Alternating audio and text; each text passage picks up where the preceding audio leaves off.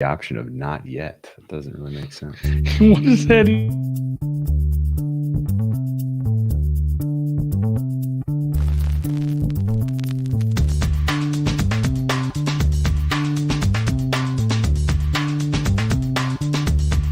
Welcome to the acclaimed podcast, The Deep Dive, featuring your esteemed hosts, Andy Monitor and Drew Dinzik, powered by BETSPERTS. Welcome to The Deep Dive. Andy, it's June. I've got mixed feelings about June so far. We'll get into that later. But congratulations on your huge golf outright hit over the weekend with Jason Kokrak. Second most impressive thing you did over the weekend after all of the incredible grilling that you shared your pictures with me. Really, golf clap. How was your Memorial Day weekend overall, and how are you faring as we are in sort of the thick of so many sports, all the sports bukkake right now? It is just out of this. It's just crazy, man. Full sports bukkake. And yeah, the weather wasn't great for the first couple days, but boy, once we hit like Sunday, it was pretty nice. Monday was gorgeous. Grilled meat. I actually went to Bed Bath & Beyond today because I'm out of I have a food sealer thing and I need more bags for it. Because I only took a picture of the small. I was wondering about that. I was like, did you have 50 people over, or is so much leftover meat, man? Well, the picture I took of my pork butt was the smaller of the two. Oh, Jesus. So legitimately there was a pork butt that was twice that size that didn't even make the photos. So I have 10 pounds of shredded pork that I need to, it actually freezes really well. So, but you do get yourself a good food sealer. I went to BB&B, which nice. Honestly, they have a lot of kitchen stuff in there, but I know they wanted to go with alliteration. So, such is life, but we're going to seal a bunch of pork tonight. And yeah, I've been just, eating the meat. The kids have been figuring out ways. We made shredded pork tacos, but the golf was fun. Golf was great. Honestly, watching that at the end on Sunday was a lot of fun. Good sports weekend. We had the big race. Went into Monday. It's nice once we get into summer. Yeah, I haven't had a 3-day weekend in a long time. It was a little confusing to what day it is during the week now. I'm still in that mode, but no, NBA, a bunch of eliminate. There's elimination games tonight. Knicks could be gone. Wizards could be gone. Grizz could be gone. My Hurricanes aren't doing as well. Golf looks like it might get washed out, man. Oh, really? Tomorrow's which better a Thursday, I guess. Although when it happens Thursday or Friday, there's way more golfers, so it's more complicated to get all the holes in. Honestly, really, we haven't had bad weather yet for a golf tournament. We haven't had a real bad golf weather day, so you're kind of due. These things happen. Yeah. Whatever. If it doesn't start well, it doesn't start well. Whatever. Well, we'll have the tournament. I assure you, they will have the memorial. It's surprising because when I think of Ohio, I think of just beautiful weather and just a generally beautiful place. Your Twinkies area code hat looks like you have a shotgun hole in your head. Yeah, the green. There's a green patch on it. I guess that's Dublin, Ohio, home of the world's best weather. But what are you gonna do? Yeah, well, so congratulations again on hitting Kokrak, and Pitmaster Andy's certificate is in the mail, I'm sure. But there is a lot going on in sports, and we didn't really even mention the French Open, man. I know, dude. It's overwhelming, honestly. And I want to start with a little NBA talk. It'd be good to sort of talk out what's going on right now. I finished the month of May on just an obscene white hot heater. And I'm now you ever go through where you see the calendar turn over and you're like, oh, it's a new month. Reset the clock. I'm 0, 0, and 0. And it's well, what if regression? It's like my New Year's tweet. Yeah. What if regression all of a sudden hits me like a ton of bricks? And then sure enough, I lose my first NBA play in June with the Trailblazers last night in double overtime. Just an absolute heartbreaker. And that one's going to hurt me more because I was loaded up on Blazers series. And now I'm feeling pretty nervous about Game 6, I gotta say, and really just uninspired about handicapping a Nuggets series in the semifinals against the Suns. Yikes! Should we just start with all NBA then? Right now, if you're watching live, if you're in the chat, we are almost at halftime of the Wiz. We'll give you a halftime play in that. We will. We'll give you a halftime. I was just going to get to that. I love that. Beautiful, Drew.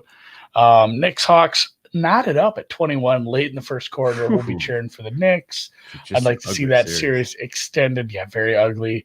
The Knicks, if they can't score, I guess hopefully the Hawks can't either. That'll be their only chance for this series, is to play better defense, I suppose. And then, let's get to a question right off the bat. Do the Lakers have a chance? Don't think the Lakers have a chance. They do. It's about a 30-ish%. It's about a 30-ish% chance, which is not great. What does the market say they come out of this series? They're like plus 225-ish. It's about the same as the damn Blazers. I feel better about the Blazers just because they were so much more competitive, but obviously they each have to do two tough things. They have to win at home and then win on the road in Game 7. Lakers are a little bit in a little bit more perilous situation because it really is LeBron and a bunch of Jags. Like, those guys around LeBron yesterday played obscenely poorly. Dennis Schroeder going 0 was an embarrassment. This is a guy that came into this season like expecting he was going to get, a huge like payday coming out of this year. Forget about that. Kentavious Caldwell-Pope refuses to get involved offensively. That's a problem. Any of the guys that they can get offense from are defensive liabilities. So that's really pick your poison at this point. Frank Vogel doesn't look like he has an especially firm grasp on the team. And LeBron, who was their leader through the bubble last year, not really showing it to us that he's, that he's number one, physically in the same shape that he was during last year's run. Ankle, obviously an issue. Groin seems to be lingering. He doesn't have nearly the explosion, even when he's going off of his non-injured ankle. It's life support here for the Lake Show. Now, I am not in the business of truly doubting LeBron. I've lost money in the past being, in that mindset, and I've won a lot of money being like, don't doubt LeBron. Just like, we'll back the Cavs and J.R. Smith against these dog shit Eastern Conference teams. They'll find a way. And sure enough, they do. This is a tougher test, though. This Western Conference is way, way, way, way, way more difficult than the old Eastern Conferences of past. LeBron is a lot older. And really, I don't know that I see an obvious tweak, an obvious wrinkle that they can introduce here against a relatively well-coached Suns team that gets them back into the series. What's your temperature on the Lakers? Yeah, if I could have seen like a semi-competitive second quarter, I mean, you can have the cold start. Let's get back into it second quarter, but never back into it enough. Like down by 6-10 the rest of the game, lose. But it was respectable after a really bad start, after losing a big star who's been injured plenty, I guess, really, if you want to get down to brass tacks on AD. But it was just straight up embarrassing. Like, it was like, oh my God, they're down 15. Oh my God, they're down 20. Oh my God, it's 25, 30. This is like the reverse Bitcoin chart from last, it's like, it's like basically like, holy fuck, are we going to hit 30? And we did hit 30 in both cases. So it was like, Jesus, what is going on with this team? And, everybody, although, crypto ripped a little today, but everybody before the game too, the whole Twitter sphere was just it's gonna be a LeBron game. Like, I even got talked into taking some like shitty props on LeBron, and it was not a LeBron game. The team was just never there. The rest of the supporting cast sucks. I don't know if this is this is just like a one-off, and it'll be like, the next game LeBron ends up playing very well. The rest of the supporting cast figures something out. I don't know if it's really them or more of the lineups are getting put together over there. The minutes split for some of these players, who they're putting on certain players. It seems like the coaching isn't great either. So, I mean, they got a couple of strikes against them, and the Suns aren't bad. Like, the Suns didn't get the seed they got for no reason. They played very well all season. So they're young. They lack experience. They could fold. They could choke. That's possible. But they surely are not a pushover. This is not as poor a team as some of the teams that LeBron has gone through in the past. And that's really what it boils down to. I am not going to doubt LeBron in this case. I think ultimately they still are live, even as ugly as Game 5 was. But nothing about the body language, nothing about the confidence, nothing about the post-game quotes, nothing about kind of what I understand this Lakers team to be suggests that they realistically have better than a 30% chance to win this series. And then when they do, the likelihood that they match up well without Anthony Davis or with a limited Anthony Davis in the semifinals and the finals in the Western Conference. I mean, they have so far to go to get to a title. So far, they are facing elimination tomorrow at home and in the first round of the playoffs. And it's tough for me to see it. And the market still thinks and believes that this team is somehow going to come away with the miracle. I don't think it's happening this year, man. If that answers that, Tiger 3 Woods. Yeah. I guess I'm not holding my breath. I'm done being involved in those games. I want no part of it because I feel like it just whatever I manage to do, I'll be on the wrong side. It'll either be like, all right, this team's toast, the supporting cast sucks, and then LeBron finally has his LeBron game, goes out for like 40, 15, and 10, wins the damn game. Like that's fully a thing. So I'm just staying away from that. Off the top of your head, when's the last time LeBron had more than 30 points in a game? November 23rd against the Grizzlies, I think. That's such a specific answer that I feel like that might actually be correct. No, I don't know. I don't even know when the season started, man. Yeah, no, they didn't. The season started like December 24th, so yeah, it definitely wasn't. That's why it was November. But I was thinking like, no, that can't quite be. But let's see. Let's pull up his game log. I think it was probably much earlier this season. It's been a long time since we've really seen an offensive explosion from him. He was 25 in what was the playing game actually? Oh, the Warriors. Warriors playing game. See, that wasn't. I don't have that in my. That was like officially not a statistically counting game. Did you catch that wrinkle? Like it's not on the game logs for him on Basketball Reference. Yeah, like, no, I remember people complaining because it was like how many points that triple double doesn't count. It doesn't count, right? Like that's bizarre. But yeah, if you go, so I don't think he go. He didn't go over. He didn't eclipse 40 points in that one. He had 37 against Charlotte back in early March. I think people need to remember that going forward. As far as the old, hey, the shot clock or the quarter or half clock is about to expire and I have a 3/4 court shot I could take. And people don't take it because it hurts their shooting percentage. Like in the playing game, let those rip, boys. Just go bananas. It's marginal gains. That's how you win this game. So little thing. Last time he scored, last time he got into the 40s, it was January 25th when the Lakers were a good team and everybody thought they could win the title. It's been that long. What if AD does play? What do you think about AD? He hasn't made an impact this year. I don't know what is going on with him, but like obviously their team defense is better by the eye test. But it's a weird roster. There's like the Drummond minutes are questionable. Like I think their best form is probably Gasol if he's healthy, Anthony Davis if he's healthy, KCP, LeBron, and Schroeder. I mean, it doesn't make me feel good about backing. No, it's a bad roster around LeBron, really. And AD is not anywhere close to 100%. Let's talk a little Philadelphia 76ers. Who are at halftime against the Washington Wizards at home. And an offensive explosion in this one. Yes. They lose Joel Embiid out with a torn meniscus for the time being. Looking into my crystal ball here, we're going to see Joel Embiid again late in the round 2 series, probably game 5 or 6. I suspect he is going to miss roughly 14 days.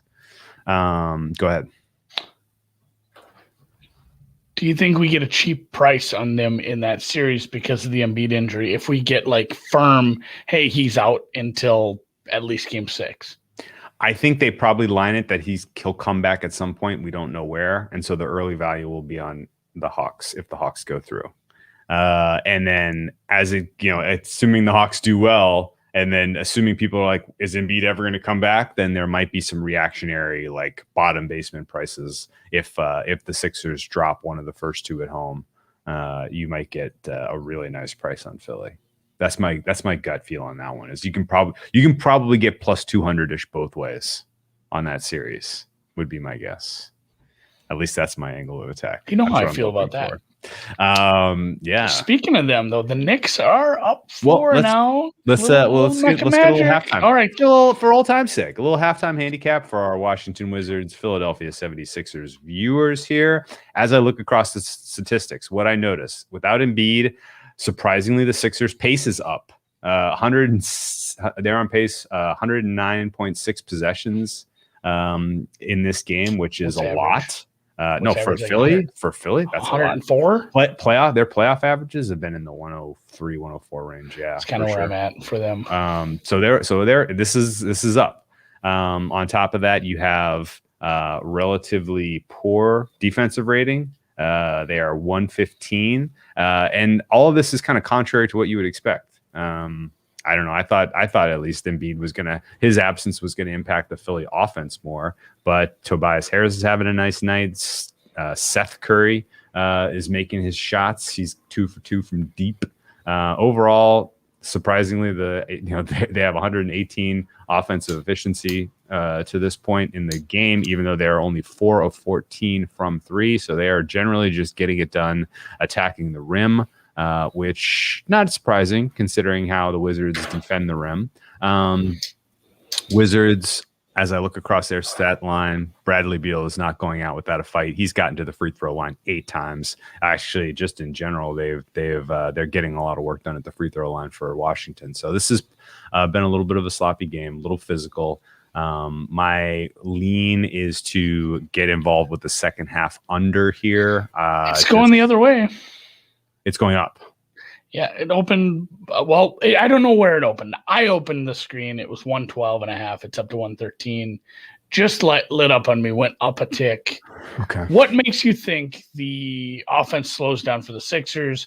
What makes you think the end of game situation is conducive to an under if it's still close? Well, the fact that there's been 39 free throws to this point in the game, I would guess the refs are going to have a tendency to swallow the whistle a little bit in the second half. I don't think we're going to end up with 80 free throw attempts in this one, which is what we're on pace for. And if they aren't blowing the whistle, they're not stopping the clock. There'll probably be a handful of plays that are a little physical where the guy flops, throws the ball up, and is like, I didn't get a call. Like that kind of stuff tends to affect off. When you have this many free throws in a first half, I like a second half under in general. What about the Sixers 3-point shooting? Don't we think we see a little positive regression? There? Well, they don't have a lot of 3-point shooters. Yeah, I was going to say it's not like they're shooting 10%. They're shooting 28%. It's not awful. Okay, I take it back. Their second unit is poor. Tybal is in the starting lineup, and he's not a 3-point shooter at all. He's somehow taken 2. I don't know why he's shooting 3s. They're not going in. But basically, everyone besides Seth Curry is a question mark from a 3-point shot range. Tobias Harris is a fine 3-point shooter. He's probably going to finish with 2 or 3. He's 1 of 3 right now. Ben Simmons, we know, is going to shoot the 3. Danny Green is having an off night. He's generally hot and cold, so I don't expect him to flip a switch there. So no, I don't. I think under 113 is our look. Look at this. I didn't realize that the second half juice at Chris was minus 108s for the playoffs. That's kind of nice. I think, it was similar to that. Boy, it's still ticking up. Somebody's pushing this hard, man. I'm gonna play under 113 minus 107. Should we hit Spoon first? See if he's playing this. Is he playing it? That's what I want. I'm gonna ask. Let's go. Let's fade chat. him. Fade the Spoon. Is he? Is he? No, you don't know that. No, that's what I'm saying. I'm just saying fade the Spoon. Let's do it. He's probably not playing a bookmaker anyway. He's got access. He's got some relationships in the desert. Okay, true. create a banner and we'll look for Sixers second half. It felt good. It felt good to do a second. It's been since we nailed the Michigan. Was it Michigan, Florida State? We were correct about under 80. I don't think we've lost a basketball halftime. I can't remember what the other game. It was something in that same region. Not to jinx us. Yeah, we took a couple of second halves during the tournament. So under 113 minus 107. I could have got minus 105 if you'd have waited 4 more seconds. My goodness, it is. Well, you know what? Not every. They don't know everything.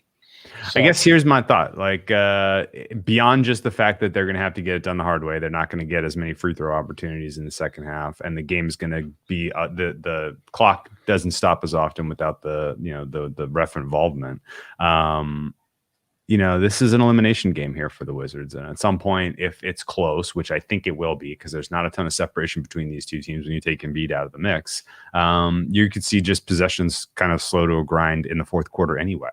I think the only thing I'm really sweating about playing a second half under is if there is a overtime, which isn't crazy. Look at that. Minus 112, minus 108. Somebody's coming to the rescue. We're back. Someone's coming to the rescue for us. Someone saving the day for us. We get a little closing. Well, there's a little battle. There's a little battle here. There's a little back and forth. A little battle. Under 112.5. Yeah, now it's back to plus 100, so it's going back up. This is a good push-pull on this total. I do enjoy this. This is going to make the second half very exciting, especially for everyone who's tuned in right now, who saw us put our credibility on the line here.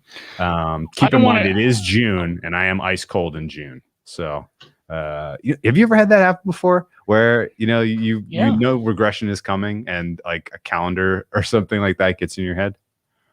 I won like 12, 13, 14 straight college basketball bets early in the year. Like you can't even, once you know like how this works long term, you can't even like enjoy that as much as you used to, because you just know like 6 and 4 every week, every day. 6 and 4 in perpetuity would be better. That would be heaven. So much better. Yeah. Give me that. Give me like 5 and 3, 6 and 4, 7 and 5, 7 and 5, 7 and 6. Any of those. Give me those every day the rest of my life. I'd love that. But yeah, it's I don't know.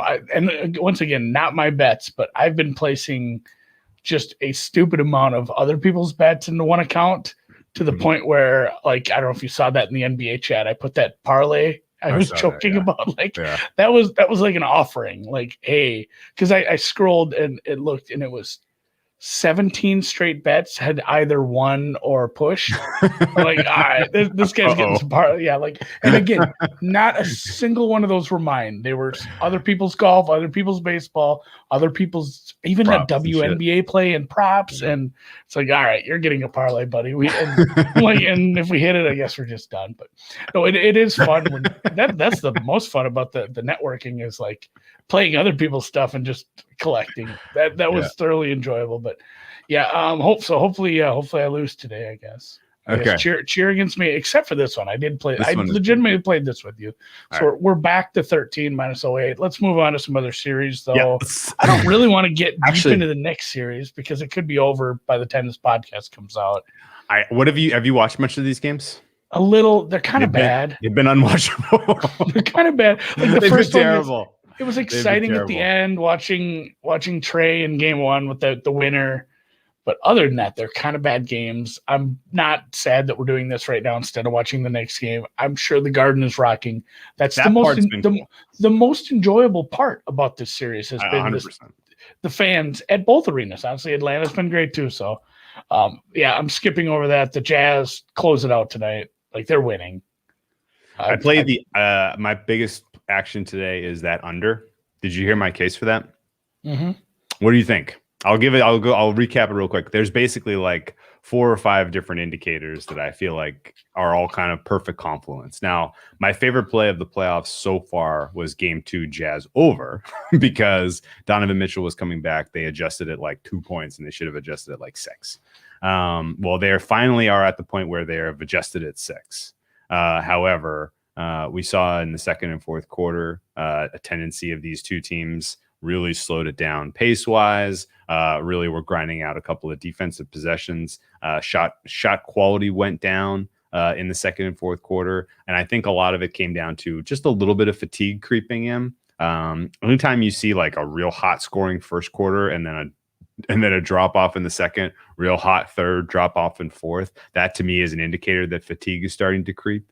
Well, what's a great recipe for dealing with that? Well, how's about a day off and then go play at altitude, right? So that kind of throwing that into the mix on top of just the general, late in the series, familiarity between teams, running out of adjustments, to create offense, and a little bit of regression back to a mean here for the Utah shooting. I think all of that plays meaningful factors here to get this one under. I played under 227. I think the market came with me in that one, but I haven't checked recently.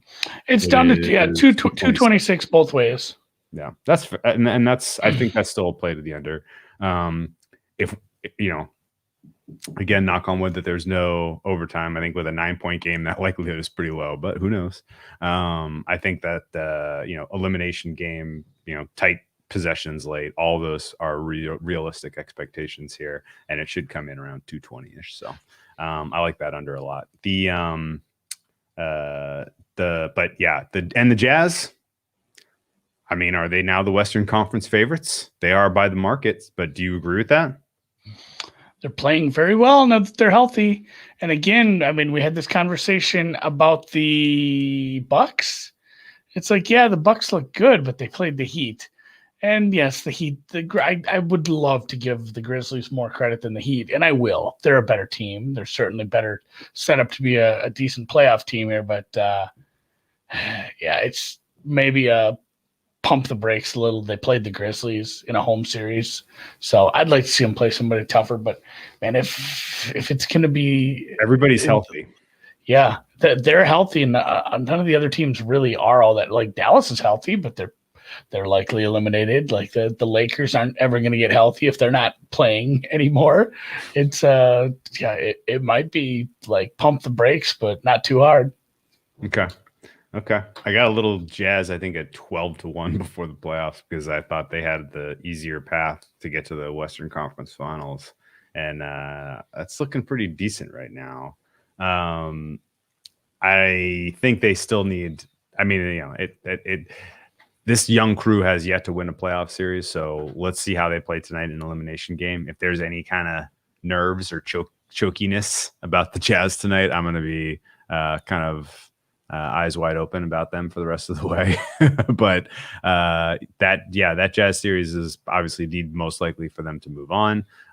We have Lakers and the Clippers and the Dallas Mavericks facing off. Clippers 7.5-point favorites right now. It's a big number. It's kind of big. It's a big number for a series that's been pretty even, I have to say. I didn't play it, but I have every expectation that for most of this game, the live number is going to be smaller than that. Yeah, I can get with you there. Like, if you really want to bet the Clippers, you can probably find a 4.5 during the game. Like, maybe, again, a lot of brake pumping by me, but I live up in the north where you need to learn how to do that on the ice when you're driving. So pump the brakes. Jacob in the YouTube chat says, any leans for tomorrow eliminations game? Both teams who are facing elimination are at home, and both teams are favored. Portland by 5, the Lakers by 2. I feel like one of those teams has a chance to cover, and it's probably not LA. But again, LeBron could surprise me. I won't ever consider betting the Blazers -5 because I have Blazers futures. I have Blazers to win this series. So I'm already in. But let's say put yourself in a world where you don't have any outrights, any futures, anything on any teams in the NBA. Yeah. Just in an absolute, isolation chamber, one of those, those deprivation sensory depth chambers. You put this game in there, Portland -5. After a double overtime game, back home, they're allowing a few more fans. I'd play that over. If you made me play a side, I'd play the Blazers. I would too. I don't love that it's an early start. could be a sloppy game. 5 It could be a p.m. really sloppy game. Yeah. local. Yeah. It's an early start. If I'm playing that one, I'm probably playing under 227.5. Either that's close and it grinds down to a halt in the fourth quarter, or it's not close and the Blazers are winning comfortably and Denver decides to pack it up and save their bullets for game 7, which I think they're just based on the way the Nuggets played game 4. It felt like, that same sort of energy could show up on game 6, where they're just like, hey, we got our game here. Let's go home. It was not an impressive effort from them. They asked a lot of their reserves who were not up to the challenge. And I still think that ultimately the Blazers are a better team. They just have absolute brain farts all the time. And that series is killing me, man, because if Yusuf Nurkic could avoid the cheap charges, just the 1 or 2 he gets every game that are just cheap, and he was playing a full complement of minutes, the series would already be over, man. And it's killing me that he can't stay on the court. And those last 2 fouls, like the 2 in a row. That's right. Thought about, like, I should just go to bed. I should just be done with this game. It was brutal. And I realistically, I would hope that the coaching kind of gets through to him and they say, look, man, you're out there for defense. Don't even bother with trying to get to the hoop. Like, they are legitimately putting a guard, like, sneaking him underneath you and, hoping that the refs call a charge to specifically get you out of there. I would really like to see them just stop using him on offense at this point and save him for defense, because the Enes Kanter minutes, they're not good. The Carmelo Anthony minutes, they're not good. The defense is so poor when those guys are on the floor.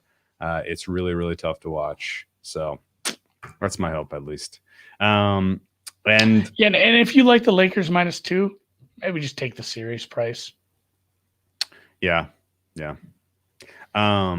We didn't really put a pin in the Clippers Mavs. Do you have any series price action in that one? Did you take any Clippers when they were down 0-2? No, I didn't. Ooh. But I know. I think it's a big number. I think they win. It still might go 7. Yeah. Do you think ultimately they split home? Yeah, I think we are probably looking at a 7-game series here, which would be fun. It'd be fun for all. Luka Doncic health not a question mark in your mind? It's certainly a question mark. Like, he's injured. Like, he's he's hurt. There's a difference between hurt and injured, and he's hurt. He can still play, but it may affect his effectiveness. Especially as the series grinds on. So probably advantage Clippers because they're a better team. But also with the Doncic injury. So give me the Clippers in 7. Maybe I'll look for an exact price. I know it's not crazy. I've seen that. Speaking of that, actually, just looking absolutely further forward here, I found prices for the Bucks exact series prices earlier today. A couple places had those up. I obviously used the WinBet one because they pay the bills, but it was like Nets gentleman's sweep was 3-1. Nets 4-2 was plus 350. Like, I kind of want both of those. I don't know. That's kind of where it's at in my head. I don't think the Nets necessarily just romp, but I think they win in 5 or 6. I don't know if you have thoughts on that early. And that series doesn't start till Saturday, but like, quick thoughts on that or any of those exact prices if those are enticing to you whatsoever. I made it -180. So at this point where the market has moved, the market is moving pretty hard here for the Nets, which I was a little surprised by. I thought the opener was fair. At this point, I'm Bucks or nothing because I'm at 180 and they're at 180. So I'm not laying -207 with the Nets. I think in the back of my head, there are a couple of things that the Bucks did extremely well in the 2 games that we saw them go head to head with the Nets late in the season, where Harden was unavailable. And the Bucks absolutely had Durant solved in the fourth quarter of those 2 games. They put the ball in they basically were, Durant took on the role of, hey, offense goes through me. Kyrie was perfectly happy being the second banana. It was like classic, kind of 1-2 roles. And Durant was extremely sloppy. Like they really flustered him in terms of, just for, kind of exactly the way you want to get Durant kind of creating turnover, being the guy that is turning the ball over in key moments. And they were giving away possessions, and it was spooky. I had bets on the Nets in the second game of that one, and every possession was a pull your hair out at the end of that one. And I think one of the 2 games the Bucks finished on, they had a 19-1 run at one point in the fourth quarter, and that's not great. I think ultimately the Bucks are probably going to they're going to get one of the first 2 in Brooklyn, would be my guess. I don't think the Nets are prepared for exactly what's coming in terms of strength of opponent here. And I think this is not going to be an easy series either way. And I think if you want to play the Nets, just have patience. You'll get a much better price after game 1 or game 2, whichever game they lose. I'll probably I'm going to take the points. I can already tell you I'm going to take the points for game 1 with the Milwaukee Bucks. It's 4 right now. It seems like it's trending towards 4.5. I would make this 2.5. So I'll happily take 4. And realistically, I think the Bucks can eke out a win in game 1, at which point I'm probably going to come back and take a little bit of Nets series price. So this is a long way of saying I think it's fine to grab some Bucks series now at plus 180. And then decide what to do later. And you have had such a bad read on the Bucks just based off last year that I think I'm about to play net sweep prices. Just, give me the minus 210. Give me the sweep. Well, they've hurt your brain. Although we did have a pretty good read on how the Heat series is going to go. Yeah, and I didn't make any money on that. I my biggest bet on that whole series was game 2. I laid the points with the Bucks, and they won by 40. So I was just going to say. I think everybody we know who bets basketball was on the Bucks, and it was just the most hilarious game. Yeah, it was very delightful. Like, they're just going to win by 1,000. Yeah, our my call on second half under in Philly is not looking great. Live totals up to 247, so we are behind. 241 would be our number. What about the Giannis props? Who is going to guard him? That is a great question. Tiger 3 Woods coming through with all the good questions today. I would guess that the Nets are ultimately going to have switch, everyone switch. I don't think there is going to be a player that gets the assignment of defending Giannis for the series. They look to everyone on the Nets defensively has experience with switching. That's their entire scheme. That's what they want to do. And I think they will probably live with Giannis scoring 40 a game if they can do enough to prevent the Drew Holidays and the Chris Middletons from having meaningful offensive contributions. Dante DiVincenzo being out for the series is potentially a problem for the Bucks. That kind of brings Pat Connaughton's play into the fold, which is not great. Yeah, I don't. He was hot as shit that game. Again, going back to game 2, he was like 3 for 3 in the first half from deep. Yeah, maybe even better. He was our guy. And honestly, like, the Nets defensive philosophy is kind of who cares anyway, right? Like, I would not stop anyone from going ham on some Giannis props in this series because like they don't have a body for him.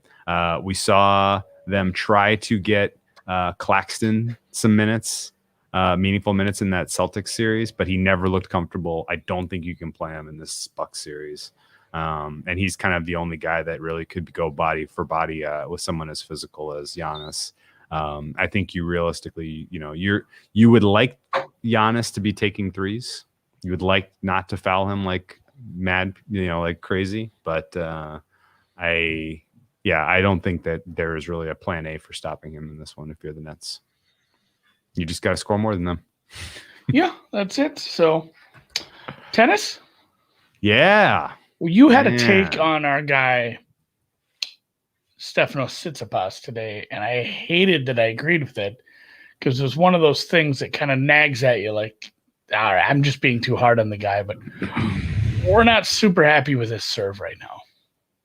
No. And maybe, and again, this is the trying to talk yourself out of I made a bad bet or I'm worried about my bet. But you do see this sometimes where guys don't turn it on against inferior opponents early on in a tournament where you could play some serious tennis. Guys get to the finals having played like 20 hours of tennis.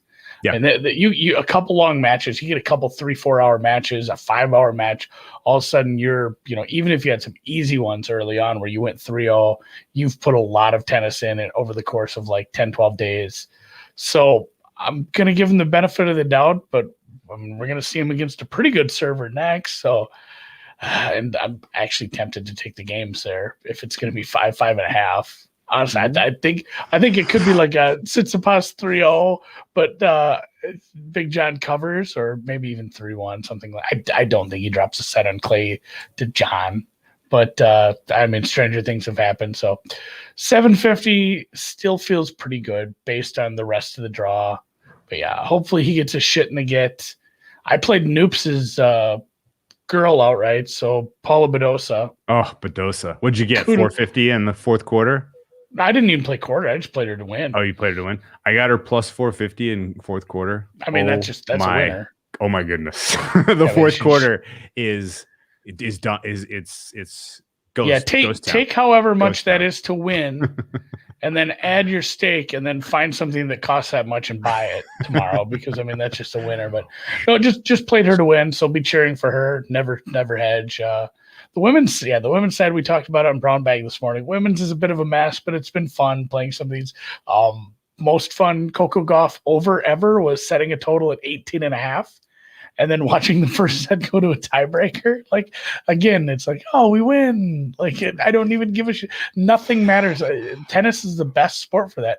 Literally nothing mattered for the rest of the match. Every single point was moot.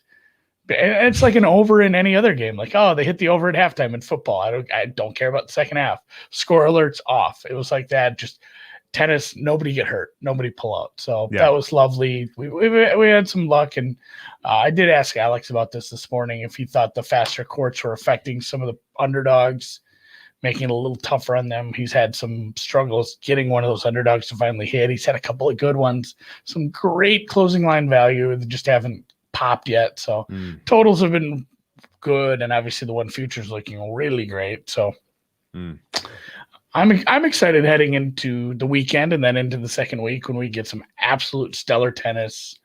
And it's not like the Aussie where the shit is like 2 a.m. Like you can watch this stuff without greatly affecting your sleep schedule, especially West Coast. For sure. It's been entertaining. The men's side has had all the upsets so far. Team and Rublev getting bounced early were both shockers. And you know what? My general takeaway, Rublev more so. Team was, but Rublev's competition was at least somewhat like Jan Lenny is. He's not a stiff. Like he can play. He can play on clay. He can play. Yeah. But Pablo Andujar. Oh my lord! Losing to Pablo was not healthy. Shocker. Andujar has a clay name. It sounds like a guy who'd be good on clay. It does. And you know what's frustrating? Andujar, and really that, like I had team on like fade alert. Like I cannot wait to fade him. Quite that early. Not that early. Yeah, I was like, well, I can't fade him against Andujar. And sure enough, he gets eliminated. He loses outright. and don't get the opportunity to fade team, which absolutely hurts my bottom line. I am tempted to play the Knicks. What do you think? Yeah, just find a live number, Knicks straight up. Knicks straight up. Okay. All right, let's go. Let's go. Down by Knicks. 5. Ready to get the Garden rocking second half. Yeah, let's go. I have no idea what the second half line would be. I suppose it'd be like Knicks minus 2, minus 1.5. Okay. Yeah. What's our total? 103? Yeah, I didn't really look. I just fired 103 and a half. 103 and a half. Okay. Okay. So pretty close. Honestly, if I'm nailing NBA second half lines, they're pretty close. They're probably dialed in. Yeah, they're dialed in. 103 and a half, minus 1.5. Yeah, I'll play minus 1.5. Yep. Me too. Okay. 1.5. Okay. Let's add that to the banner. Loving. Take it easy. See if you got a better price. I played a minus 103. Yeah, it seems like the vig is very low at Chris these days on the second half. That's fine by me. Awful nice. Okay, so no skin off my ass. Yeah, so that was another example. Muguruza, I was like, oh, I can't wait to fade her. Didn't expect it to be able to fade her in round 1, and so I didn't make any money there. Similarly, Naomi Osaka, I was excited to fade her. She withdrew. And pulled right out. I guess, do you want to make any comment on what has been the dumbest story of the French Open so far, which is everyone having a take about Naomi Osaka's in unwillingness to do media? Well, and then her sister did the thing on Reddit where it's like, spreading. Yeah, fuck, it might be true. I don't know, but like then there's rumors that are saying like she just didn't like people telling her she's bad on clay. That was my take without hearing anything. I mean, we all kind of, and people who follow tennis kind of had that, like and honestly, to say someone is negatively affected by how the media portrays her playing on that surface, that's not that far from, depression or mental health. So, full benefit of the doubt to her there. But honestly, I just think she's like, fuck it, I don't care. No one has any. I'm not winning this. No one really has any good questions in any of these. This is just an opportunity for you to get up there, then get a little bit of B-roll so that they can run it after they show the highlights of the match, and for you to pimp your sponsors and for you to kind of build your brand, right? Like that's the whole point of this stuff. And the only questions anyone ever asks her after a clay match are, why isn't your clay game better? And she's tired of answering that question because number one, either she doesn't know, or number two, she just doesn't care about improving her clay game. And she's tired of answering that question. And, I get it. You come off of a hard fought win that was closer than it should have been. And somebody asks you, why is your clay game sucking? Like, yeah, that's going to annoy you. Like that's going to get annoying. But there's also an element of like, she thinks she's too good for her. Answer, like I'm a bigger star. I shouldn't have to answer these questions. I mean, like there is an element of that. And the fact that none of the players came to her defense, I think is somewhat telling. I don't know if she has a ton of and I don't want to say like, hey, she's a bad person, people hate her. I'm saying I don't think she has a ton of friends on tour just because of her general demeanor, her general, like she just doesn't seem like an outgoing person. Sure. And I think people, and she said that herself, she is kind of a shyer, that sort of person. So if you don't have friends on tour, it becomes painfully apparent pretty quick. So it is what it is. I'm fine with it either. And like everybody having an opinion on it. It's like everyone having an opinion on these fans running on the court and throwing bottles. So it's like, oh, your opinion is that it's bad? No shit. Like, did you really need a 10-minute segment on that? Like, that sort of stuff is, like that stuff just, and it's not even that somebody talked about it because yes, talk about it. But once there's a story like that with no real resolution in the end and no real meaning to me, and it's on every single media outlet, it's like, oh my God, I don't care.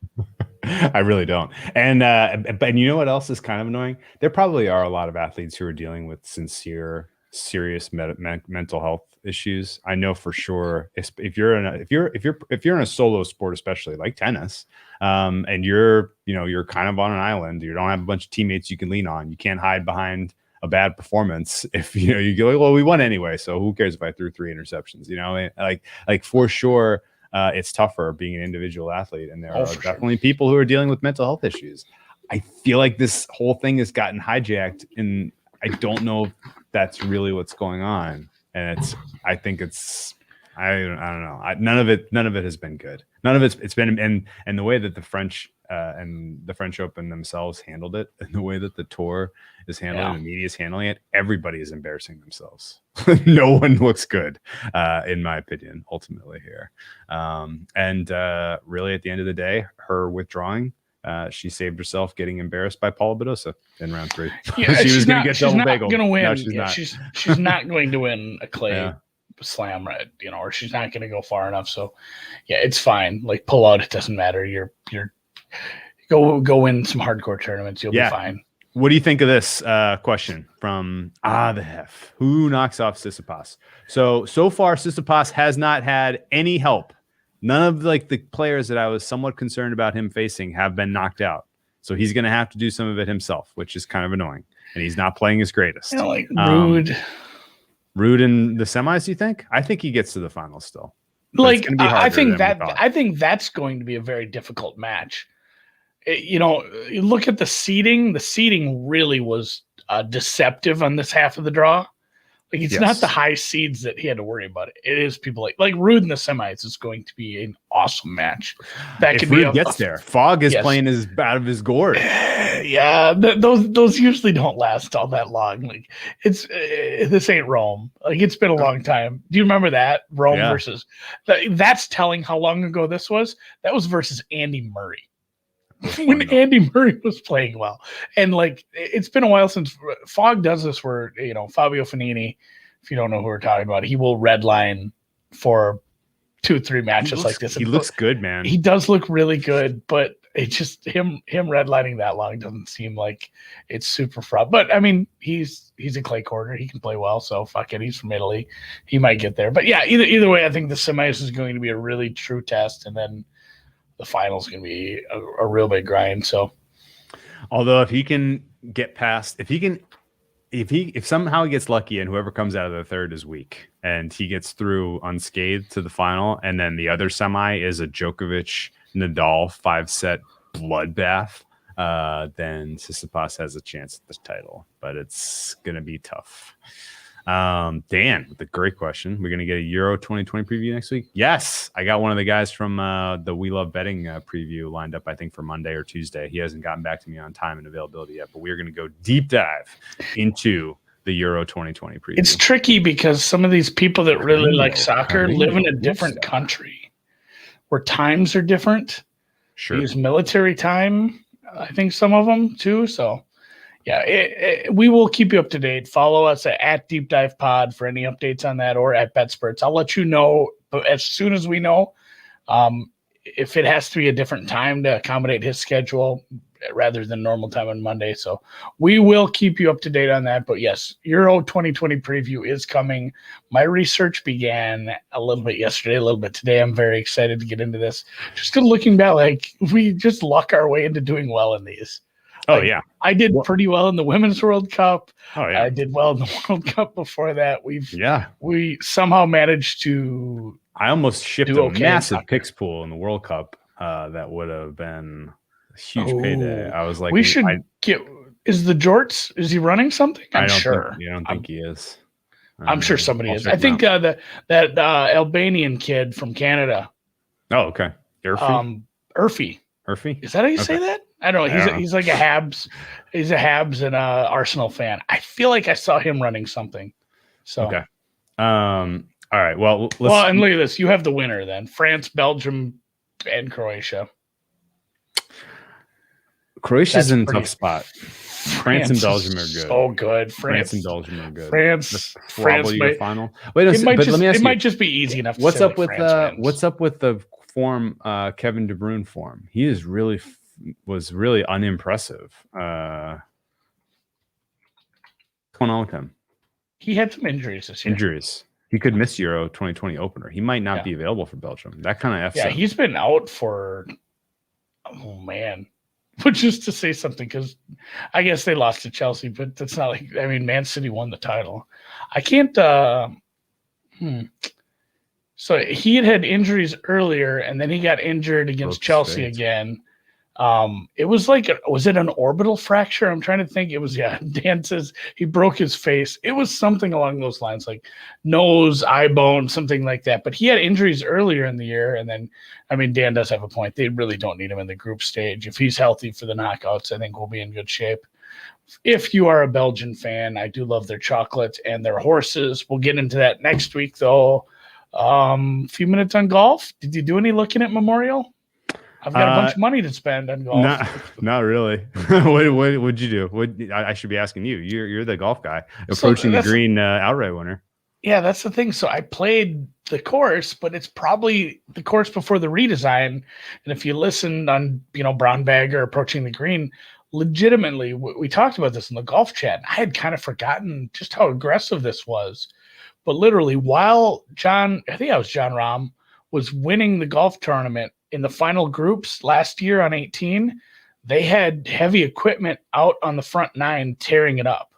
Like, they did not wait 1 fucking minute. They were tearing up the front half of the golf course while the players were on the back half, finishing up on Sunday. They've been working on it ever since. It only opened 2 weeks ago to members. Wow. So, I mean, and it's in Ohio. You have the winter. It's harder to do things up here. You had to put the sub-air systems and all the greens and all that, and they did a lot of redesigning. I mean, Nicholas basically said that I never thought people would ever hit a ball this far.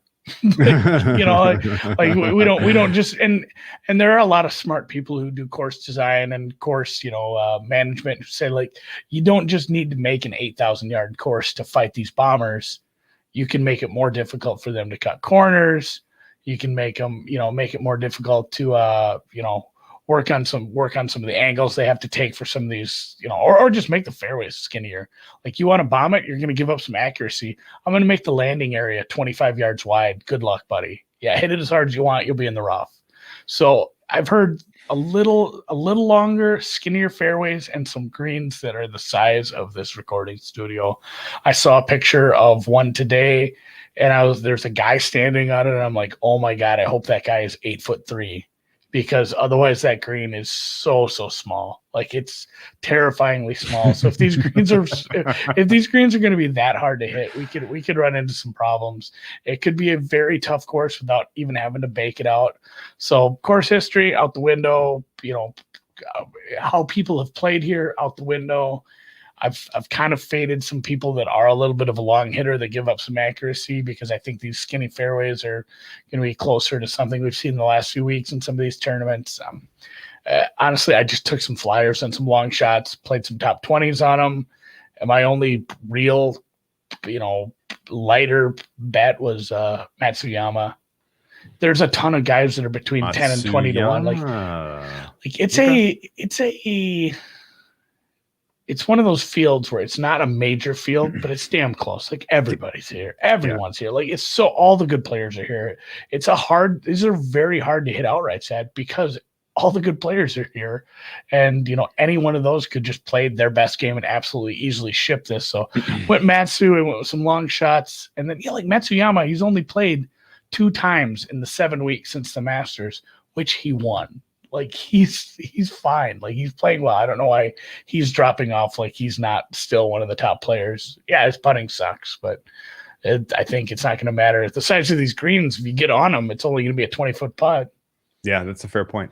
Hey, can I ask you for a little help with the golf handicap question? So, U.S. Open's coming up. It's at Torrey Pines. It's NBC property. They're gonna throw some segments, some betting content segments into the broadcast from myself and a couple of the other NBC folks. And I need to sharpen my takes a little bit.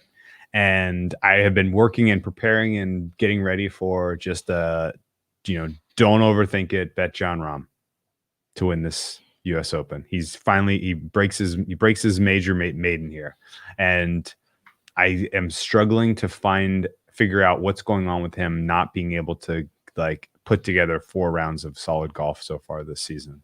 Like, you step back and you look at his results, and you're like, yeah, nice job, Rahm. But he's out of the mix early and often, and then just kind of plays his ass off on Sunday to kind of work his way into the top 10 at a bunch of these things. He does that so much where it's like, I don't think he's, and I can't say anything bad. He's a top 5 player. But I think there's a lot of these results where you just like you said, you think he had a better tournament than he did. Because it's like, all right, he made the cut by like 3 strokes. He wasn't in it on Thursday or Friday. He wasn't in it on Saturday. He goes out and shoots like a 67. Sunday, he's not really, ever, but he pulls like what Ian Poulter did last weekend. Sure. It's like, Poulter just had a fire Sunday. He made like 700 feet worth of putts on the back 9, and he ends up with like a top 5 finish. And it's like, did Poulter really play that well? Yeah, I mean, he played good, but he had a really, really nice Sunday to get him in there, never in contention. You see that from Rahm. And I don't know, Rahm seems to, I don't want to say like, the stereotype about the Latin temper or whatever, but he does seem to just get worked up. Golf's such a mental game. These guys that can just, gloss over a bad shot or two. You see him doing this thing where when the ball flight doesn't go exactly where he thinks the ball flight should go, he has these conversations with himself on camera often where he does this thing with his hand and he does this and he's like, he has this perplexed look in his face. He's mad and he's like, why maybe that? You can't hear what he's saying, but he's like, it should be doing this. And, I often imagine what he's saying, but I don't know if he has, it's not like, he doesn't have the temperament to win, because he will win. He's going to win tournaments. He's fine, but his price is going to suck. Like, I'm not going to back him. Like, it might be, don't overthink it. Like, maybe at Rahm top 10 plus 125, 150, whatever. Or, I don't know. That certainly wouldn't be that low. Like plus 225, 250. I have no idea. I'm so bad at top 10 prices just because I don't play them. But it's like Pam did on Approaching the Green. She did Tony Finau top 5 because it's like, well, he's not going to win. Yeah, Rahm top 10 is minus 120 this week. Oof. Yeah, Wow. it's just the prices are going to suck on some of these. So, okay. Torrey, I haven't really dug in too deep on it yet. Tough course, dude. Back to the West Coast. We haven't seen West Coast golf since early in the year. I'm kind of excited about that. I get sick of these Texas courses. I certainly don't love the Florida swing. I like some of the coastal stuff, but I guess I won in Texas or whatever. But I do hate parts of the tour. I don't like when they go to Detroit and Minneapolis, even though I'll probably go to that tournament. Like some parts of the tour suck. I love the California stuff. Dude, our under was looking pretty good at long last, and then they scored 14 points in the last minute. Oops. God, I mean, I do have like a Washington stack in DFS. That was just outrageous. Layup, jumper, dunk, 3, 3, 2. I need Daniel Gafford to get his shit in the get. I don't think he's having a very good game. He's all right. $4,700. Not worried. So yeah, haven't dug into Torrey yet. Couldn't even tell you where golf is next week. Okay. All right. Well, thanks for the info. I appreciate your perspective. Do you want to touch on the horse race?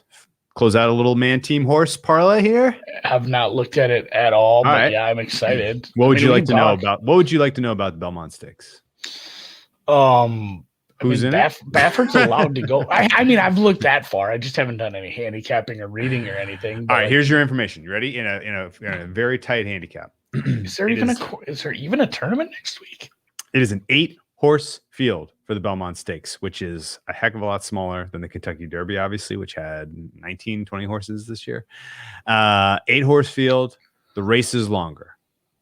So it is a more demanding ask than any of these 3-year-old colts have ever run in terms of distance.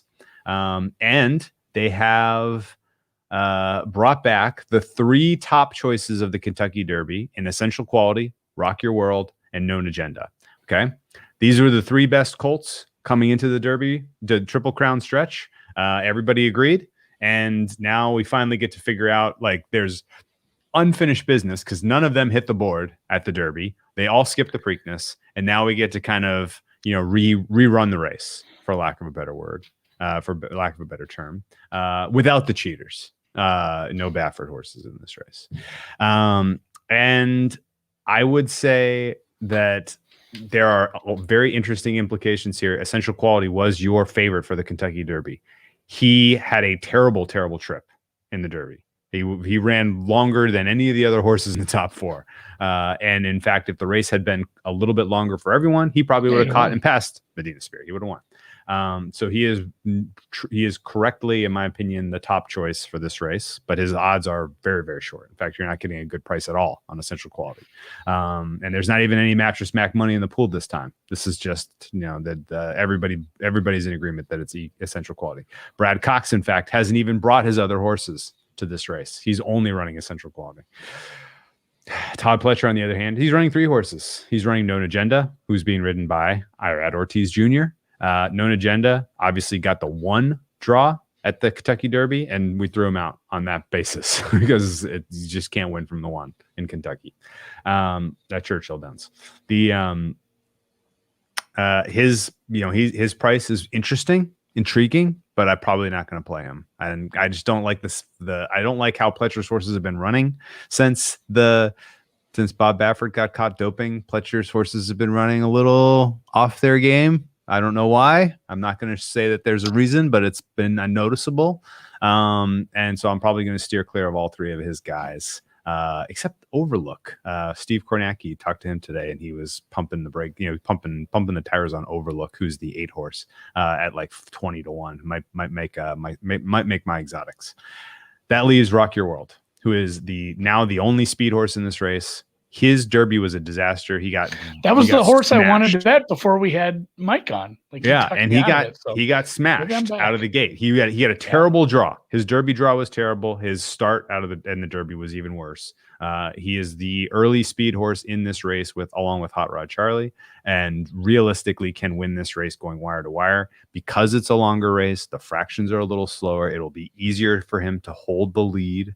He won't have to burn out quite as much of his juice, and I think his kick is going to be strong. The California horses in general throughout all of these meets have looked great, and he was the best of the California horses this winter. So Pac-12, baby. Rock Your World is the pick. Price is right. That's the deep dive pick. And, like I said, we're going to have Candace on tomorrow. I'm going to pick her brain about it a little on Brown Bag Bet. No, excuse me, on Friday. We'll have Candace Hare on Brown Bag Bets. She formerly with TVG, she knows her shit when it comes to the paddocks, the horses, and everything about the equine sport, the sport of kings. So I'll have to pick her brain. I'll probably DM Mike, ask him what he thinks to it, and probably just watch his podcast because I will be needing something. I don't have anything planned this weekend, so I'm probably going to have to definitely watch the horse race and put together some exotics. I'm excited about that. And then Congaree Golf Club in Ridgeland, South Carolina, Sea Island, I think. And then Dan saying, this is, RBC, the Canadian Open is canceled because they're not letting a bunch of foreigners come across the border to play golf. I think this is the one-off that they're going to do while they have the Canadian. I remember somebody brought this up in the winter. They did this last year with Workday just to fill in a week in the calendar. This is going to be a one-off tournament, I believe. This is a really rich, course. I think the guy who used to own the Texans, it's not like he stopped owning the Texans, he just died. But McNair, I think he's the one who founded this course. It's a rich man's course, but so it should be good. If they spend a lot of money on it. Where is it again? Sea Isle, you said? Ridgeland, South Carolina. So coastal course, Carolina course, not sure.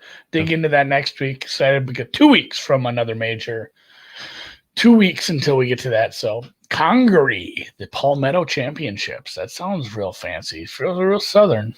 Cool, man. Nice feel to it. So looks like we're about to get a couple eliminations in the NBA playoffs. So it's going to be a slow the next couple of days. Won't be able to lose as much money. Oh my God.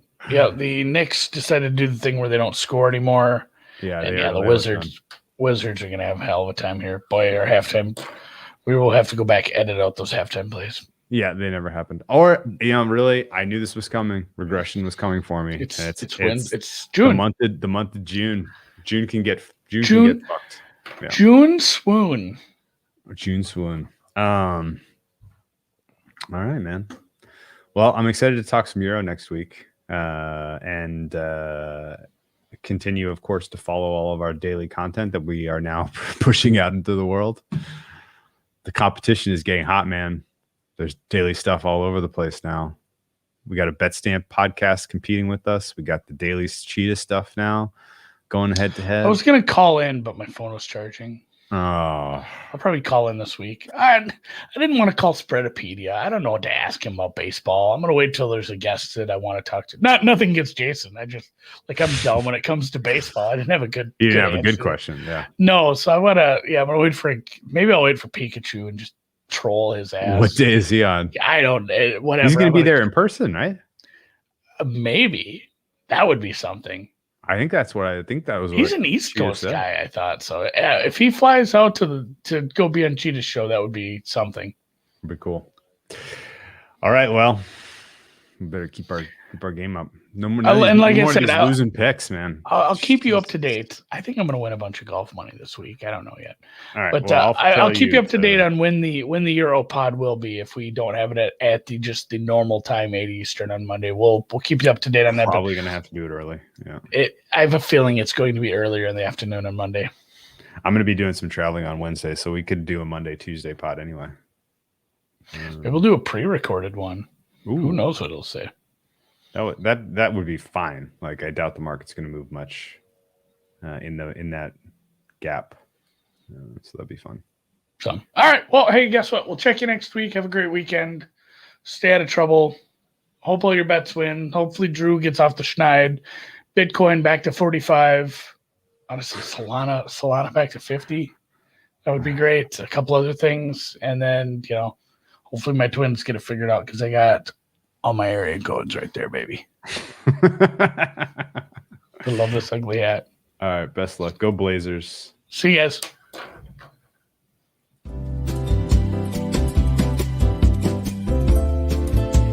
You really think Solana can get back up to 50? I think 60 is the floor for September. Oh, This is not investment advice.